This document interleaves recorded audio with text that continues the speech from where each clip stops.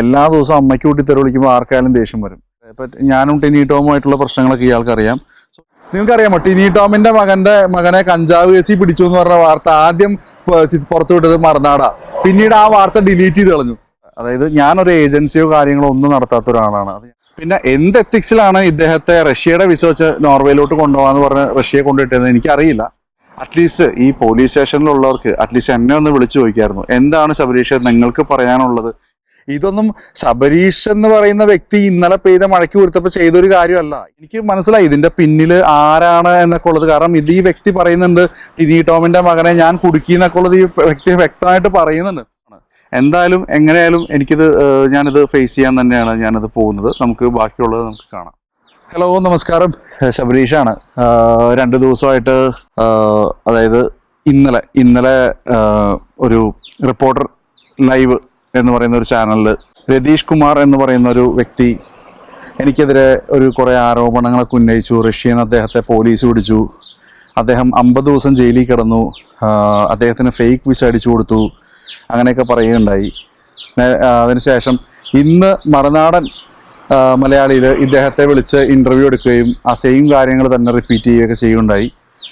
ഒരു 2024 to 2025 കാലയളവിൽ എനിക്ക് നിഷ വിജീഷ് എന്ന് പറയുന്ന ഒരു ലേഡിയിൽ നിന്നും കുറച്ച് അനുഭവങ്ങളുണ്ടായിരുന്നു. അതായത് ആലുവയിലൊരു ഓഫീസ്, മൈഗ്രേറ്റ് എന്നൊരു ഓഫീസ് ഉണ്ടായിരുന്ന ഒരു ലേഡിയായിരുന്നു. എൻ്റെ ഒരു 35,60,000, എൻ്റെ കൂട്ടുകാരൻ ഡിക്സന്റെ ഒരു 25 lakhs, 35,60,000 എൻ്റെ, പിന്നെ ഡിക്സന്റെ 25 ലക്ഷം, ദെൻ ഒരു 100ഓളം പേര് കയ്യിൽ നിന്നും 1 ലക്ഷം രൂപ അയർലൻഡ് കൊണ്ടുപോകാന്നൊക്കെ പറഞ്ഞ് വാങ്ങിച്ചിട്ട് കുറച്ച് അലിഗേഷൻസ് ഒക്കെ ഉണ്ടായിരുന്നു. ആ വ്യക്തിക്കെതിരെ പലരും പരാതിപ്പെട്ടു. പോലീസിന്റെ ഭാഗത്തുനിന്ന് വളരെ മോശമായ അനുഭവങ്ങളായിരുന്നു ഞങ്ങൾക്ക് ഉണ്ടായിരുന്നത്. ഞങ്ങൾ കുറച്ച് പേര് കേസ് കൊടുത്തു. എൻ്റെ കേസൊന്നും പരിഗണിച്ചില്ല. ഞാൻ കോടതി വഴി മൂവ് ചെയ്തു. CMB ഫയൽ ചെയ്യാനുള്ള കാര്യങ്ങളൊക്കെ ചെയ്തുകൊണ്ടിരിക്കുകയാണ്. ഇതിൽ പരാതിപ്പെട്ടവരിൽ കുറച്ച് പേരുടെ, അതായത് ഒരാളുടെ പരാതിയിൽ FIR ഇട്ടിട്ട് ബാക്കിയുള്ള ആളുകളെ മൊത്തം വിവരം എന്ത് ചെയ്തു, സാക്ഷികളാക്കി. അപ്പം ഞാൻ പറഞ്ഞെന്താണെന്ന് വെച്ചാൽ, ഒരാൾ വന്ന് കുറേ ആരോപണങ്ങൾ ഉന്നയിക്കുമ്പോൾ മറുഭാഗം കേൾക്കാതെ ന്യൂസിൽ കൊടുക്കുക, ഇതൊക്കെ ചെയ്യുക. ഇപ്പം എനിക്ക് കുറച്ച് കാര്യങ്ങളെല്ലാം പിടികിട്ടി. അതായത് ഞാൻ അൻസിബയെ സപ്പോർട്ട് ചെയ്ത് കുറച്ച് വീഡിയോസൊക്കെ ഇട്ടിട്ടുണ്ടായിരുന്നു. എനിക്കുണ്ടായ അനുഭവം, ഒരു സിനിമാ താരത്തിൻ്റെ മകൻ എൻ്റെ വീട്ടിൽ വന്ന്, മിമിക്രി താരത്തിൻ്റെ, ഒരു ലോക്കൽ മിമിക്രി താരത്തിൻ്റെ മകൻ, അതായത് കേരളം മാത്രം അംഗീകരിക്കുന്ന ഒരു മിമിക്രി താരത്തിൻ്റെ മകൻ വീട്ടിൽ വന്ന് വെള്ളം ഉണ്ടാക്കി. പോലീസുകാരുടെ ഭാഗത്തുനിന്നും വളരെ മോശം അനുഭവമാണ് എനിക്കുണ്ടായത്. അതൊക്കെ ഞാൻ ആ വീഡിയോയിൽ പറയുകയുണ്ടായി. അത് കുറേ ഓൺലൈൻ മീഡിയാസ് എടുത്തിരുന്നു ഒക്കെ ഉണ്ടായിരുന്നു. അപ്പോൾ ഈ കഴിഞ്ഞ ദിവസം ഈ റഷ്യയിൽ കൊണ്ടുപോയി അങ്ങനെ ഇങ്ങനെയൊക്കെ പറഞ്ഞ് ഇദ്ദേഹം കുറേ വീഡിയോ ഒക്കെ ഇറക്കിയിരുന്നു. ഇദ്ദേഹം ആയിട്ട് ഞാൻ കുറച്ച് ദിവസം മുമ്പ് സംസാരിച്ചിരുന്നു. ഇങ്ങേര് നാട്ടിലെത്തിയതിന് ശേഷം ഇങ്ങേര് എന്നെ വിളിച്ചിട്ട് പറഞ്ഞു, ഞാൻ 3 ദിവസം ജയിലിലായിരുന്നു എന്ന് പറഞ്ഞു. ശരി, ഓക്കെ, എന്താണ് നിങ്ങൾക്ക് വേണ്ടത്? എനിക്ക് 7 ലക്ഷം രൂപ നഷ്ടപരിഹാരം വേണമെന്ന് പറഞ്ഞു. അപ്പോൾ ഞാൻ ചോദിച്ചു, എന്തിനാണ് നിങ്ങൾക്ക് 7 ലക്ഷം രൂപ നഷ്ടപരിഹാരം? പുള്ളിയുടെ കയ്യിൽ നിന്ന് നമ്മൾ പൈസ വാങ്ങിച്ച് നമ്മൾ പുള്ളിക്ക് വിസ അടിച്ചു കൊടുത്ത് അത് അവിടെ ചെന്ന് കൺവേർട്ട് ചെയ്ത് വർക്ക് വിസയാക്കി പുള്ളിയുടെ ബാക്കിയുള്ള കാര്യങ്ങളെല്ലാം ചെയ്ത് കൊടുത്തുകൊണ്ടിരിക്കെ റൂമിൽ കിടന്ന് ബഹളം ഉണ്ടാക്കുകയും, ഇങ്ങേര് മാത്രമല്ല, ഇങ്ങേരുടെ കൂടെ ഒരു സുരേഷ് കുമാർ എന്ന് പറയുന്ന ഒരു വ്യക്തിയും കൂടെ ഉണ്ട്. അദ്ദേഹത്തെയും ഇവരൊരുമിച്ചാണ് റഷ്യയിലേക്ക് പോയത്. ഓക്കെ, ഇതും നിഷ വിജീഷിൻ്റെ കൊടുത്ത ഫയലായിരുന്നു. അപ്പം അന്നേരം നമ്മളിത് ഇവർക്ക് എങ്ങനെയും പോയാൽ മതി എന്നുള്ള രീതിയിൽ നമ്മൾ ഇവരെ അത് മാറ്റി. ബെലറൂസ് പറഞ്ഞു, നടന്നില്ല, അവർക്ക് ടൈലറിങ് വലിയ വശമില്ലെന്ന് പറഞ്ഞു. സോ നമ്മൾ റഷ്യയിലേക്ക് ആക്കി കൊടുത്തു. ഓക്കെ, അപ്പം ഇദ്ദേഹം പറയുന്ന കുറച്ച് കാര്യങ്ങൾ ഞാൻ പറഞ്ഞുതരാം.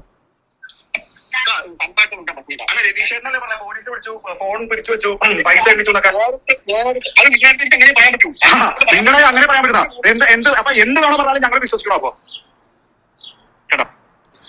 അതായത് ഇദ്ദേഹത്തെ പോലീസ് പിടിച്ചു, പൈസ എണ്ണിച്ചു, മൊബൈൽ ഫോൺ പിടിച്ചു വെച്ചു എന്നൊക്കെ ഇങ്ങനെ ഞങ്ങൾ എടുത്ത് പറഞ്ഞു. ഞങ്ങൾ അതിനെപ്പറ്റി അന്വേഷിച്ചപ്പോൾ അങ്ങനെ സംഭവമൊന്നും ഉണ്ടായില്ല. ഇങ്ങനെ സ്വന്തം ഇഷ്ടപ്രകാരം എയർപോർട്ടിൽ പോയപ്പോൾ ഇങ്ങനെ ബയോമെട്രിക് എടുത്തിട്ടുണ്ടായിരുന്നില്ല. വിസ വിസിറ്റിൽ നിന്ന് മാറ്റി വർക്കിലോട്ട് കൺവേർട്ട് ചെയ്ത് കൊടുത്തു. ഞാനും കുറച്ച് പൈസ മുടക്കി, 1,18,000 രൂപ ഞാൻ കൊടുത്തു. അതിനുശേഷം ഞാൻ ഇദ്ദേഹത്തിൻ്റെ അക്കൗണ്ടിലേക്ക് ഒരു 5,000 രൂപ ഇട്ട് കൊടുത്തു. എന്തെങ്കിലും ഭക്ഷണം മേടിച്ച് കഴിക്കട്ടെ എന്ന് വെച്ചിട്ട്. കാരണം എപ്പോഴും പുള്ളിക്ക് കഷ്ടപ്പാടാണ്. അവിടെ ഇഷ്ടംപോലെ പേര് താമസിക്കുന്നുണ്ട്, അവർക്കാർക്കും യാതൊരു പ്രശ്നമില്ല. അപ്പോഴാണ് ഞാൻ അന്വേഷിച്ചപ്പോൾ ഇങ്ങേർക്ക് അവിടെ എന്താ പറയുക, കള്ളുകൂടി, പ്രശ്നം ഉണ്ടാക്കൽ, അടി ഉണ്ടാക്കൽ, ഇതൊക്കെയാണ് ഇങ്ങേരുടെ ഇത്. അപ്പൊ ഇങ്ങേരുടെ ഇന്ന് മറുനാട്ടില് ന്യൂസ് വന്നപ്പോൾ ഞാൻ ഇങ്ങേരുടെ സഹമുറിയൻ, അതായത് ഇങ്ങേരുടെ കൂട്ടത്തിൽ പോയ സുരേഷ് ചേട്ടനെ ഞാൻ വിളിച്ചിട്ട് ഞാൻ ചോദിച്ചു, ചേട്ടാ എന്താണ്, അതായത് ഇങ്ങനെ പറയുന്നുണ്ട് നോർവേയിലോട്ട് കൊണ്ടുപോകാന്ന് പറഞ്ഞ് റഷ്യയിലോട്ട് വിട്ടു. കോമൺ സെൻസ് ഉള്ളവർക്ക് അറിയാം, നോർവേ എന്ന് പറയുന്ന ഷെങ്കൻ രാജ്യമാണ്, റഷ്യ യൂറോപ്യൻ യൂണിയനിൽ ഇല്ലാത്ത രാജ്യമാണ്. നോർവേയുടെ വിസ വെച്ച് റഷ്യയിലേക്കോ റഷ്യയുടെ വിസ വെച്ച് നോർവേയിലേക്കോ ട്രാവൽ ചെയ്യാൻ പറ്റില്ല, ഇമ്പോസിബിൾ. എൻ്റെ ഒരു അനുഭവം വെച്ചിട്ടാണ് കേട്ടോ. കാരണം 10-20 രാജ്യങ്ങളിൽ ഞാൻ വർക്ക് ചെയ്തേക്കണം. സോ അവിടെ തന്നെ വാല് മുറിഞ്ഞു. പിന്നെ എന്ത് എത്തിക്സിലാണ് ഇദ്ദേഹത്തെ റഷ്യയുടെ വിസ വെച്ച് നോർവേയിലോട്ട് കൊണ്ടുപോകാന്ന് പറഞ്ഞ് റഷ്യയെ കൊണ്ടുപോയിട്ടത് എനിക്കറിയില്ല. അപ്പം ഞാൻ ഈ സുരേഷ് ചേട്ടനെ വിളിച്ചിട്ടുണ്ടായിരുന്നു രാവിലെ. എന്തൊക്കെയാ പറയണേ, ഞാൻ നിങ്ങളെ നോർവേക്ക് കൊണ്ടാന്ന് പറഞ്ഞാണ് ഞാൻ നിങ്ങളെ റഷ്യക്ക് കൊണ്ടുപോയത്.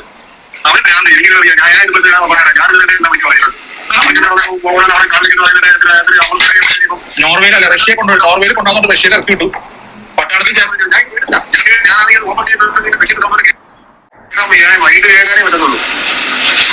നിങ്ങൾ കേട്ടിട്ട് വിളിക്കും. കേൾക്കാൻ പോയതോ വാതിലടിച്ച് വിളിച്ചിട്ടുണ്ടോ പരിപാടികളൊന്നും ഇതൊന്നും നമുക്കറിയത്തില്ല. ഒരു പരിപാടി നമ്മളിപ്പോഴാണ് അറിയുന്ന സംഭവം. എന്തൊക്കെയാണ് പറയുന്നത്? ഞാനിങ്ങനെ നമ്മുടെ അറിയാവുന്നവരെ പറ്റി പറഞ്ഞു വാർത്ത വന്നു കഴിഞ്ഞാൽ നമുക്ക് സേഫാണ്. എല്ലാ ആൾക്കാരും ഞാൻ പറഞ്ഞത് വിഷയമൊന്നുമില്ല. ഞാനവിടെ തിരിച്ചുവാൻ കുഴപ്പമില്ല. ചെറിയ പ്രശ്നമാണ് ഇരിക്കാനായിട്ടൊന്നുമില്ല. അതൊക്കെ നമ്മുടെ ഏജന്റ് പരിഹരിച്ച് ചെയ്തിട്ടുണ്ട്. അപ്പൊ ഈ പറയുന്ന രീതിയിലുള്ള പ്രശ്നങ്ങളൊന്നും ഇവിടെ ഇല്ല. അതൊക്കെ ചുമ്മാ പൈസ മൊത്തം തോട്ടം ഇരിക്കാൻ പറ്റി ഇവൻ ജോലി നാട്ടിൽ പോയാലേ ഞാൻ എടുത്തെന്ന് പറഞ്ഞത്.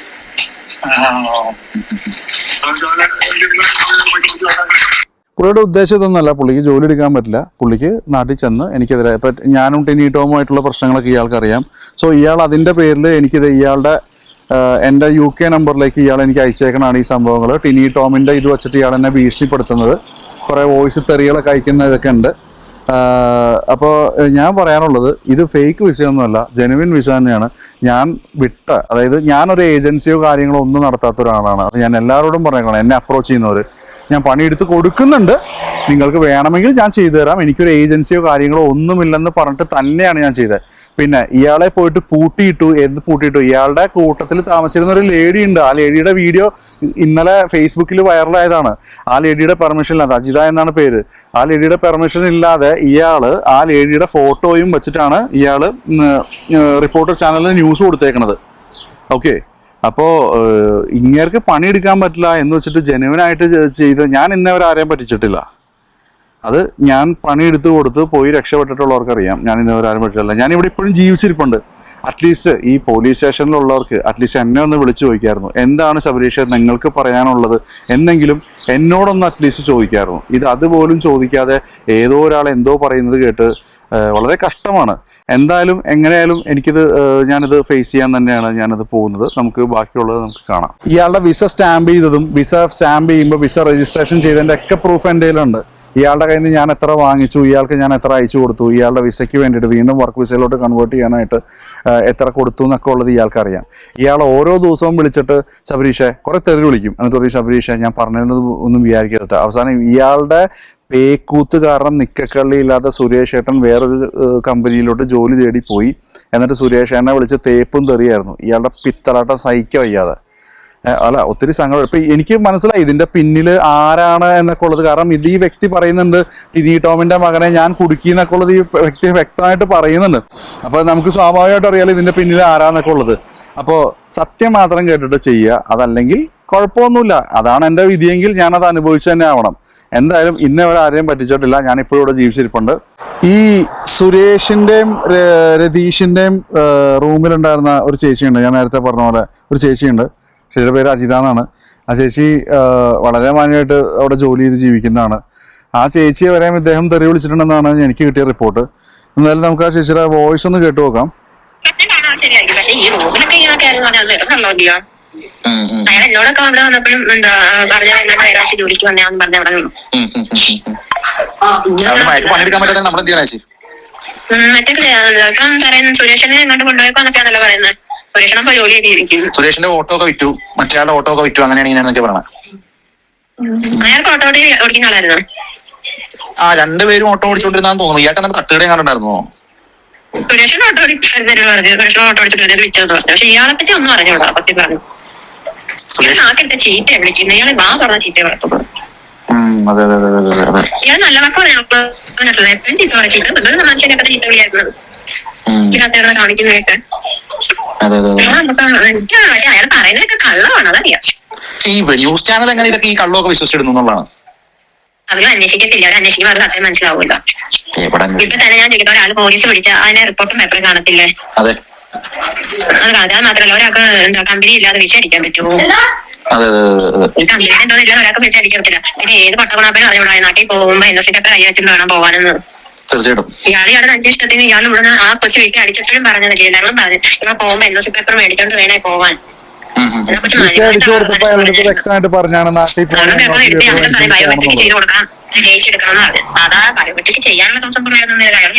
അനസെന്ന് പറയുന്ന വ്യക്തി അനസിനെ വിളിച്ചത് പച്ചത്തെറിയാണ് ഞാൻ വിളിച്ചാണത്.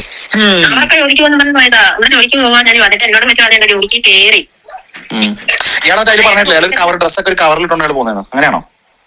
സൂൾ കേസ് അയാളെ സൂൾ കേസ് ഉണ്ടായിരുന്നു. ആ സൂൾ കേസിനകത്ത് തുണിയൊക്കെ വെച്ചിട്ടുണ്ടായിരുന്നു പോലെ. സൂൾ കേസ് ഒക്കെ സൂൾ കേസ് തുണിയെല്ലാം മടക്കി വെച്ചാണ് പോയത്. അയാൾ സ്വന്തമായിട്ട്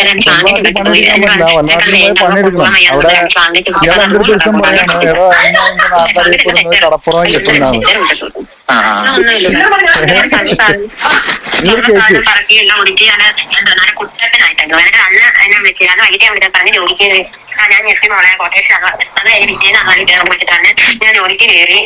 ശമ്പളം കുറവാ, നല്ലൊരു ടിക്കറ്റേ പോകത്തുള്ളൂ പറഞ്ഞു. അത് കഴിഞ്ഞ് കുറച്ച് ദിവസം കഴിഞ്ഞപ്പോഴാണ് ശബരീഷിനെ വിളിച്ചത്. ചേച്ചി അറിഞ്ഞ ചേച്ചി എന്താ അയാളെ പോലീസ് വിളിച്ചെന്ന് പറയാം. ഫസ്റ്റ് അന്നേരം ശബരീഷ് വിളിച്ചില്ല. ശബരീഷ് എവിടെ എന്റെ നമ്പർ കിട്ടിയെന്ന് ചോദിച്ചില്ല. അത് ഞാൻ ചേച്ചി കാരണം നമ്മൾ അവരുടെ എന്തോ പരിചയമില്ല.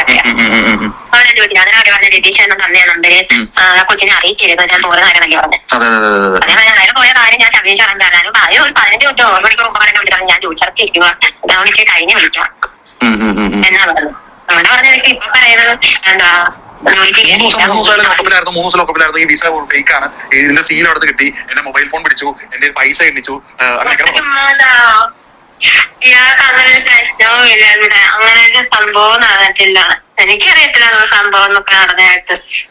ഇദ്ദേഹത്തിന്റെ കൂടെ താമസിച്ചവരുടെ വോയിസ് ആണ് ഞാൻ കേൾപ്പിക്കുന്നത്. ഞാൻ അത് കോൾ ചെയ്തപ്പോ ഞാൻ റെക്കോർഡ് ചെയ്താണ്. അങ്ങനെ ചെയ്യാൻ പാടില്ല, അത് ഒരു തണ്ടിത്തരാണ്. പക്ഷെ എനിക്കെന്റെ നിലനിൽപ്പാണ് വരുന്നത്. ഇതേപോലെ എന്ത് നുണയും പറഞ്ഞ് വിശ്വസിച്ചാലും പോലീസ് വന്ന് കേസ് എടുക്കുക, FIR രജിസ്റ്റർ ചെയ്യുക, ഇതൊക്കെയാണ് ഞാനിന്ന് അറിഞ്ഞിരിക്കുന്ന കാര്യങ്ങൾ. ഇതില് പറയുന്നുണ്ട് ടിനി ടോമിന്റെ മകനെ ഞാനാ കുടിക്കുന്നത്. ആ ചെറുക്കൻ എന്റെ വീടിന്റെ മുമ്പിൽ ഒന്ന് പെർഫ്യൂഡ് കാണിച്ചു. അതെനിക്ക് കേസ് പോലീസ് റിപ്പോർട്ട് ചെയ്യേണ്ടി വന്നു. എന്നിട്ട് അതുപോലും കേസ് എടുത്തിട്ടില്ല. എന്റെ നിന്ന് പൈസ അടിച്ചുകൊണ്ട് പോയ നിഷക്കെതിരെയും കേസ് കൊടുത്തിട്ടും ഒന്നും ഉണ്ടായിട്ടില്ല. എന്തായാലും മാന്യം മര്യാദയ്ക്ക് ജീവിക്കുന്ന ആളുകളെ തേജോധം ചെയ്യുക, ഡീഫോം ചെയ്യുക, ഇതൊക്കെയാണ്. 2 പേരുടെ വിസ രജിസ്റ്റർ ചെയ്ത് എന്റെ പേപ്പർ വർക്ക് കൊടുത്തേക്കുന്നതാണ്. അയാൾക്ക് ബയോമെട്രിക്കിന്റെ ഡേറ്റ് എടുത്ത് കൊടുക്കാനും അനസ് റെഡിയായിരുന്നു. പക്ഷെ എല്ലാ ദിവസവും തെറിയാ കേൾക്കുന്നത്. പക്ഷെ ഇയാള് ഞങ്ങളുടെ അടുത്ത് നുണ പറഞ്ഞു എന്ന് പുള്ളി തന്നെ പറയുന്നതിന്റെ വോയിസ് ക്ലിപ്പ് എന്തെങ്കിലും ഉണ്ട്. ഇയാള് പറയുന്നുണ്ട് അതെനിക്ക് നിങ്ങളുടെ അടുത്ത് അങ്ങനെ പറയാൻ പറ്റുള്ളൂ.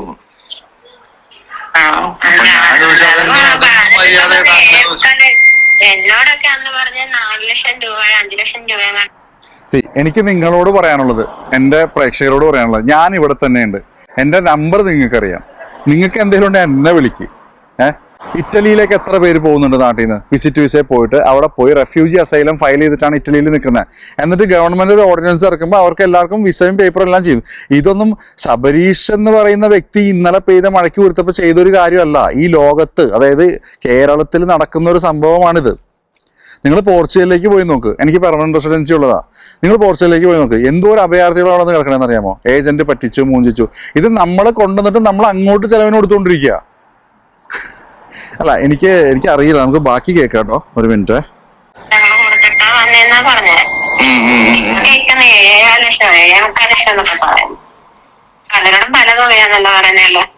നോർവേയില് കൊണ്ടുപോകുന്നുണ്ട് റഷ്യയിൽ ഇറക്കുന്നത്. റഷ്യ നോർവേ തമ്മിൽ എന്തോരം ഡിസ്റ്റൻസ് ഉണ്ട്. കോമൺ സെൻസ് വേണ്ട. ഇത് കേൾക്കുന്ന മറുനാടനായാലും പിന്നെ റിപ്പോർട്ടർക്കായാലും റഷ്യൻ വിസ വെച്ചിട്ട് എങ്ങനെ നോർവേയിൽ ഇറങ്ങാൻ പറ്റുക?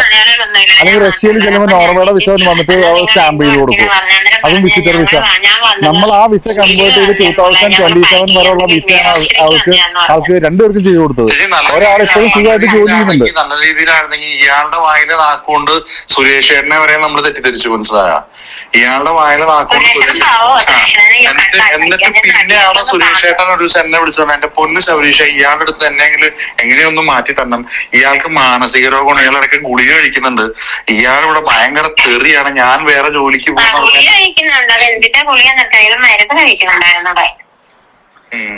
ഇതിൽ ഏറ്റവും വലിയ കോമഡി എന്താ പറയാ, ഇയാള് മറുനാടിന് കൊടുത്തിട്ട് ഞാനും യാസറും കൂടി പട്ടാളത്തിൽ ചേർക്കാന്ന് പറഞ്ഞു.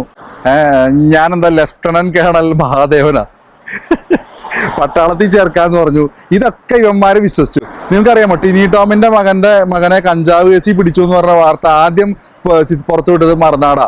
പിന്നീട് ആ വാർത്ത ഡിലീറ്റ് ചെയ്ത് കളഞ്ഞു. അപ്പൊ ഇത് നിങ്ങളൊന്ന് തിങ്ക് ചെയ്യുക, ഇതൊക്കെ ചില എന്താ പറയാ, ഇത് ഫാബ്രിക്കേഷൻസ് ആണ്. നമുക്ക് എന്തായാലും ബാക്കി കേൾക്കാം.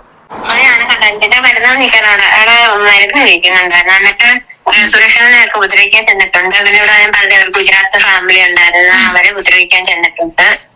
അതൊക്കെ ഞങ്ങൾ കണ്ടിട്ടുണ്ടിരിക്കുന്ന റൂമിൽ നിന്ന്. അതാണ് ഞാനും അയാളെ എടുത്ത് പറഞ്ഞത്, ആവശ്യമായിട്ടൊന്നും ഞങ്ങളെ പിടിച്ചില്ല. എന്നിട്ട് നമ്മളൊക്കെ മാന്യമായിട്ട് നമ്മളെ കൊണ്ടുവന്ന ഏജൻസിക്കാർ നല്ല കറക്റ്റായിട്ട് ഞങ്ങളെ നോക്കുന്നുണ്ട്. ഞാനൊരു വിഷയം വന്നൊന്ന് വിളിച്ച സ്പോട്ട് ഒരു ഫോൺ എടുത്തിട്ട് എന്താ ഇത് എന്താ കാര്യം എന്നൊരു തിരക്കും. ഇത് പറഞ്ഞപ്പോ എന്താ നിങ്ങളുടെ ഏജൻസിക്കാരെന്താ പറഞ്ഞത് പറഞ്ഞപ്പോ ഇവന്റെ ഈ കേസ് പറഞ്ഞപ്പോ?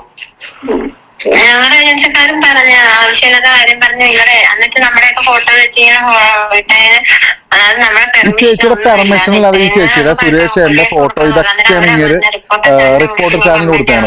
അവരെ വിളിച്ച് ചെയ്യാന്ന് പറഞ്ഞു ഏജൻസിക്കാരനല്ല. പിന്നെ ഞങ്ങളുടെ വീട്ടിൽ നിന്ന് വിളിച്ച വീട്ടുകാരുടെ കാര്യം വീട്ടുകാർ പറഞ്ഞു അങ്ങനെ പെൺപിള്ളേരുടെ ഫോട്ടോ വെച്ചാൽ അവർ ക്ലാസ് കൊടുക്കുമെന്ന് പറഞ്ഞത്. അപ്പൊ ഇന്നലെ ഞാൻ ഇയാളുടെ ഡീറ്റെയിൽസ് ഇട്ട് കൊടുത്തു വീട്ടിലേക്ക്. കാരണം നമ്മൾക്കൊരു പ്രശ്നങ്ങളില്ല ഇവിടെ.